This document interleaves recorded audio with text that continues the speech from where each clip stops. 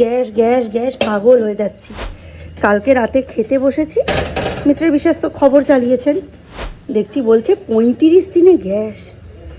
আমি আমার 2 ছেলেকে নিয়ে আমার চিন্তা নেই, আমার চিন্তা কাকে জানেন? মা মরা ছেলেটাকে নিয়ে। সিচুয়েশন কিন্তু খারাপ হচ্ছে।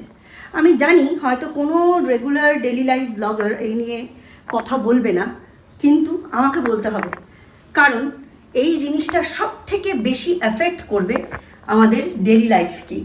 আরও একটা লকডাউন আসতে চলেছে বন্ধুরা, এবং এই কথাটা আমি কিন্তু খুব দায়িত্ব নিয়েই আপনাদের বলছি। কেন বলছি সেই কথাটাই আজকে আমি আপনাদের বলবো।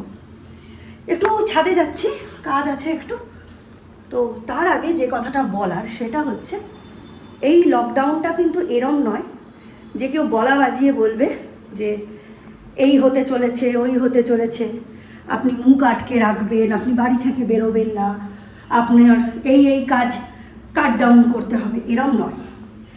এই লকডাউনটা হচ্ছে এনার্জি লকডাউন, অর্থাৎ এনার্জিকে কী করে সেভ করা যায় তার লকডাউন। আপনার চারপাশে অবস্থাটাই এমন হয়ে যাবে যাতে আপনি বাড়ি থেকে বেরোনো, কাজকর্ম করা, স্পেশালি যাতে এনার্জি খরচ হয়, হিউম্যান এনার্জি নয়, বাইরে থেকে রিসোর্স করা এনার্জি, সেগুলো কমিয়ে দিতে বাধ্য হন। এটা সেই লকডাউনের কথাই আমি বলছি। আপনি ভাববেন আমি পাগল হয়ে গেছি, কিন্তু this is another lockdown, energy saving lockdown.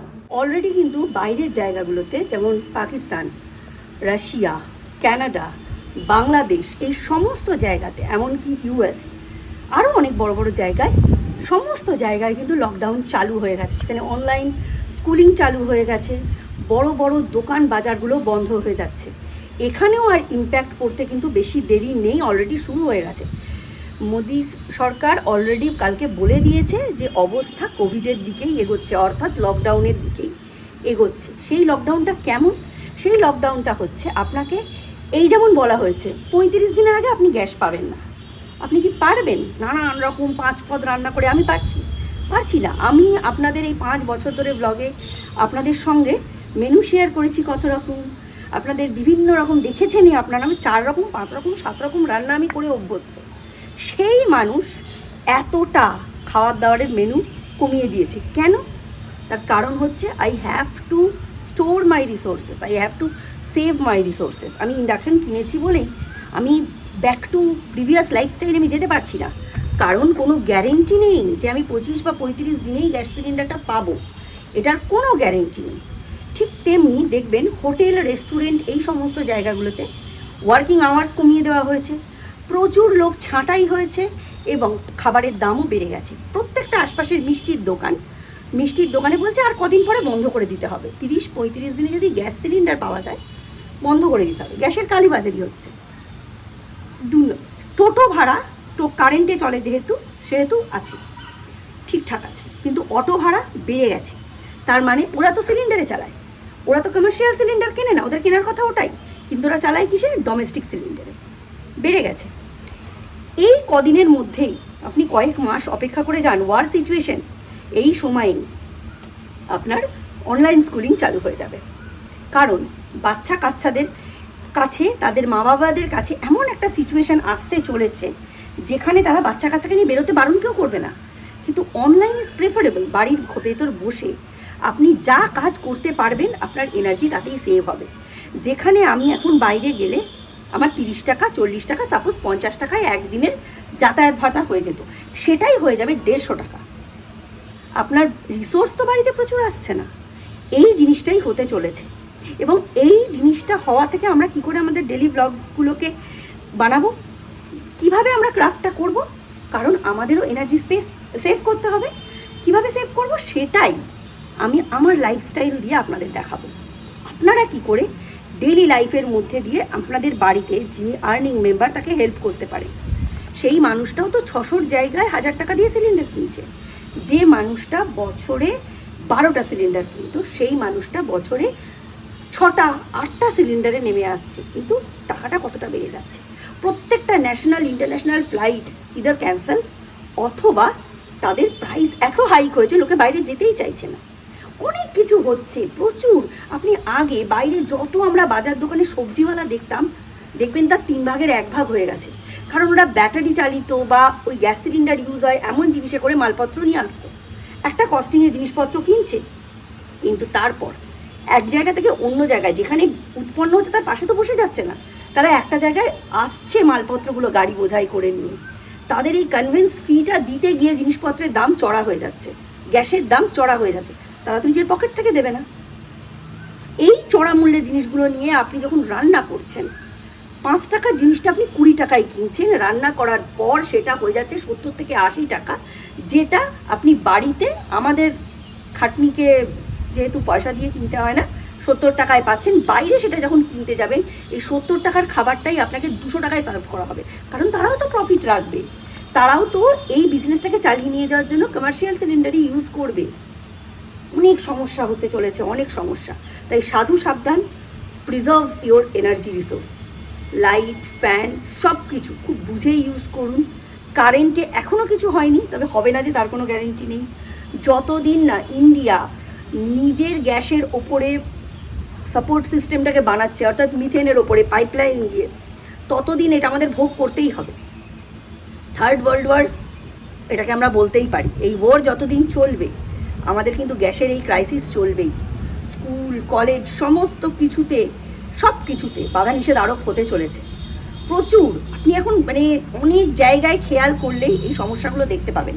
কিন্তু কি, আমরা কোভিডের সময়টা ভুলে গেছি, আমরা নর্মাল লাইফে আবার কিন্তু ফিরতে চলেছি, ফিরে গেছি at least.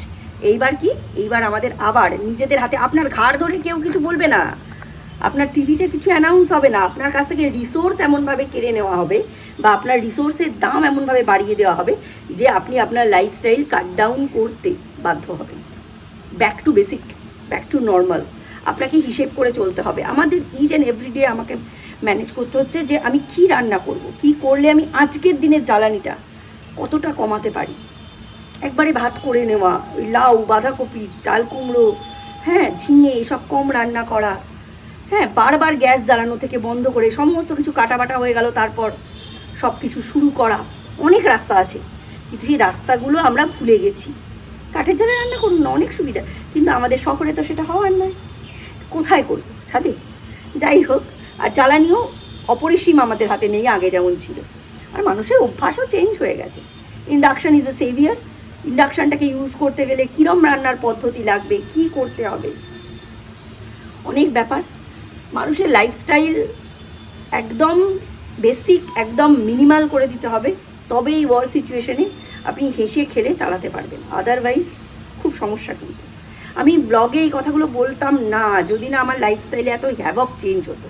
I M A lifestyle blogger, আমি আমার ডেলি লাইফ শেয়ার করি আপনাদের সঙ্গে, সেখানে এত বড় চেঞ্জ সেই কারণেই, তার কারণটাই হচ্ছে এই কারণটা, war situation and the second lockdown. This is the third time lockdown, I rather say. সূর্যকে নিয়ে চলে এসেছি, সূর্যকে নিয়ে যাওয়ার সময়টা আর সূর্যকে নিয়ে ফেরার সময়টা আজকে আর ক্যামেরাবন্দি করিনি, কারণ আজকের ব্লগটা এমনি মনে হচ্ছে বড় হয়ে যাবে, ওই জন্য এখন যাচ্ছে একটু বাজারে আলু, পেঁয়াজ, লঙ্কা এগুলো আনতে হবে, মুদিখানা দোকান থেকে বাসন মাজার সাবান আনতে হবে, আরও একটা দুটো জিনিস যেগুলো কালকে আমার মনে পড়েনি সেইগুলো আনবো।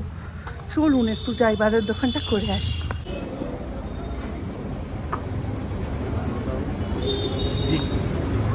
1 কিলো, হ্যাঁ, আর উচ্ছে 250। যে স্যার সৌটুকে ড্রয়িং করিয়ে দিয়ে চলে গেছেন। এখন আমি বাজার থেকে এনেছি 4 প্যাকেট দুধ, মানে 2 লিটার দুধ। এই 2 লিটার দুধটা আমি ছানা কাটাবো, ইন্ডাকশানেই কাটাবো, ছানা কাটিয়ে সেটা দিয়ে তরকারি করব। মানে আজকে করবো না, আজকে পনিরটা বানিয়ে রাখবো। বাড়িতে বানানো পনির, মানে মশলা পনির যেটা, সেটা সৌম্য, সৌর্য, মিস্টার বিশ্বাস সবাই খেতে খুব ভালোবাসেন। তাই এখন যেহেতু এক পদেই হচ্ছে, আমি চেষ্টা করছি পদগুলো যেন একটু টেস্টি কিছু খাবার হয়, যাতে এক পদে রান্না করলেই হয়ে যায়। তো আজকে দুপুরবেলা আমাদের ডিম কষা বা ডিমের ঝোল, তার সাথে রুটি, হ্যাঁ। আর যদি ভাত করি, এখনও অবধি ডিসাইড নয়, কিন্তু 1টা বাজে, আর যদি একটু ভাত করি তাহলে ভাত, লাউ শাকের ঘন্ট, ডাল, ডিমের অমলেট, এটাই আমাদের মেনু। তো আমি ছানাটা এখন কাটিয়ে রাখবো, মানে পনিরটা এখন বানিয়ে রাখবো। এই ইন্ডাকশানে দুধটা বসিয়ে দিয়েছি, এখানে টোটাল 2 লিটার দুধ আছে। মায়ের এই স্টিলের এই বাসনগুলো, এগুলো না বসালেই মানে খুব তাড়াতাড়ি বেঁকে যেত, বা এগুলো এমন ছিল যে তলাটা ধরে যেত, ডালের দুধের তলা ধরে যেত। তা আমি বেশ 6 মাস আগের থেকেই ভাবছি এই স্টিলের বাসন টাসনগুলো একেবারে কিলো দরে বেচে দেবো। এগুলো একেবারে রদ্দির মাল, বস্তা ভরে 20 টাকা কিলো, 10 টাকা কিলো এরমভাবে বিক্রি হয়। তো এরমভাবে বিক্রি করে দেবো ভেবেছিলাম। কিন্তু দেখুন, কোনো জিনিসই ফেলনা নয়। আমি একটা অত দামি কড়াই কিনেছি, কিন্তু এই সমস্ত মায়ের বাসনগুলোই এখন আমার কাজে লাগছে। আমার কিন্তু আর নতুন কোনো বাসন কিনতে হয়নি, এই বাসনগুলোই কাজে লাগছে। যে ইন্ডাকশন ফ্রেন্ডলি বাসন কিনেছি তা কিন্তু নয়, এইগুলো সব মা ছেঁড়া জামা কাপড় দিয়ে, এইসব দিয়ে জামা কাপড় বাসন কেনার একটা চল ছিল না, সেই সময়ে মার কেনা। অথচ দেখুন এখন আর এটাই কাজে দিচ্ছে। মানে সঞ্চয়, একটা মুহূর্তে সঞ্চয় করে রাখলে সেটা পরবর্তীকালে কতটা এফেক্টিভ হয়। ছানা কাটানোর জন্য আমি এই ক্যালসিয়াম ল্যাকটেটটা ইউজ করছি। এটা ইউজ করলে আমি ছানাটা কাটিয়ে ফেলতে পারবো। দুটোই পাওয়া যাবে, যেটা হচ্ছে ছানা সেটা হচ্ছে ওয়ান টাইপ অফ প্রোটিন, আর ছানার যে জলটা সেটা হচ্ছে ওয়ান টাইপ অফ প্রোটিন। দুটো আলাদা টাইপের প্রোটিন। সেই জন্য আমি ছানা কাটানোর পর জলটা কিন্তু ফেলে দিই না, সেটাও ইউজ করা যায়। সেটা আমি ছানাটা কাটাই, তারপর আপনাদের বলছি। আমরা যেটা ব্যবহার করি সেটা হচ্ছে কেসিন প্রোটিন। ল্যাকটোজ, দুধের ল্যাকটোজটাকে ভেঙে যে ছানাটা হয় সেটা হচ্ছে কেসিন প্রোটিন। আর ছানার যে জলটা সেটা হচ্ছে ওয়ে প্রোটিন। মানে আমরা ছানাটা নিয়ে নিচ্ছি ছেঁকে, এটা কেসিন প্রোটিন। এটা আমরা খেতে পারি বিভিন্ন রকম তরকারি করে, এমনি খেতে পারি, অনেক রকমভাবেই ছানা খাওয়া যায়। কিন্তু আমরা আরও একটা দুর্মূল্য জিনিস ফেলে দিচ্ছি, সেই জিনিসটা হচ্ছে ওয়ে প্রোটিন। ছানার যে জলটা সেটা আমরা ফেলে দিচ্ছি। এটা কিভাবে ইউজ করতে পারি? ছানাটা ছেঁকে নিলাম একটা গামলার মধ্যে, আমি কেসিন প্রোটিনটা আলাদা করে নিলাম, ছানাটা আলাদা করে নিলাম। এবার ছানার জলটা কিসে কিসে? ছানার জলটা আপনারা দুধে দিয়ে নতুন করে ছানা কাটাতে পারেন, রসগোল্লা তৈরির জন্য যেরকমভাবে ব্যবহার হয়। স্যুপ তৈরি করতে পারেন, ডালে অ্যাড করতে পারেন, উষ্ণ গরম করে ওটা দিয়ে আটা মাখতে পারেন। প্রচুর কাজ করা যায় জলের সাবস্টিটিউট হিসাবে, কিন্তু সেটা হবে কি হাই প্রোটিন। এই যে ছানার যে জলটা এখন আপনি ফেলে দিচ্ছেন, বেসিনের রান্নাঘরের কিচেন সিঙ্কের দিয়ে নালি দিয়ে বেরিয়ে চলে যাচ্ছে, এই ছানার জলটাকেই শুকনো করে পাউডার ফর্মে এনে সেটার মধ্যে কিছু জিনিস মিশিয়ে 3000-4000 টাকা কেজি এইভাবে ওয়ে প্রোটিনের ডাব্বা কিনতে পাওয়া যায়, যেটা বডি বিল্ডাররা কনজিউম করে। আর আপনি ঘরে ওয়ে প্রোটিনটা নালা দিয়ে বাইরে বের করে দিচ্ছেন। তাহলে ভাবুন, সেই জন্যই বলছি ছানার জল ফেলবেন না, ওটাও ইউজ করা যায়।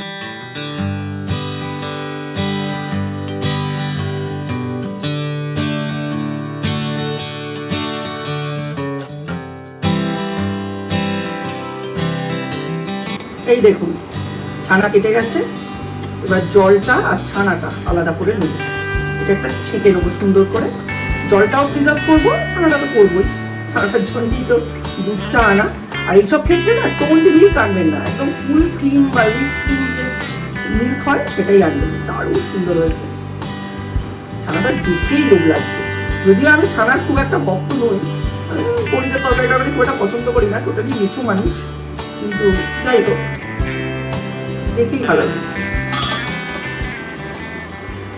ব্লগটা কালকে আরম্ভ করেছিলাম, কিন্তু আজকে এডিট করছি। আজকে আর ব্লগটাকে বাড়াবো না, যদি শরীর পারমিট করে তাহলে আজকে নতুন একটা ব্লগ শুরু করবো। নইলে কালকে হচ্ছে দীপের পরীক্ষা, বায়োলজি পরীক্ষা, কালকেই ব্লগটা আরম্ভ করবো। নতুন ব্লগে আবার আপনাদের সঙ্গে দেখা হবে। সুস্থ থাকবেন, সকলকে ভালো রাখবেন, আর নিজেও অলওয়েজ স্মাইল করবেন। Tata, bye bye, have a nice day.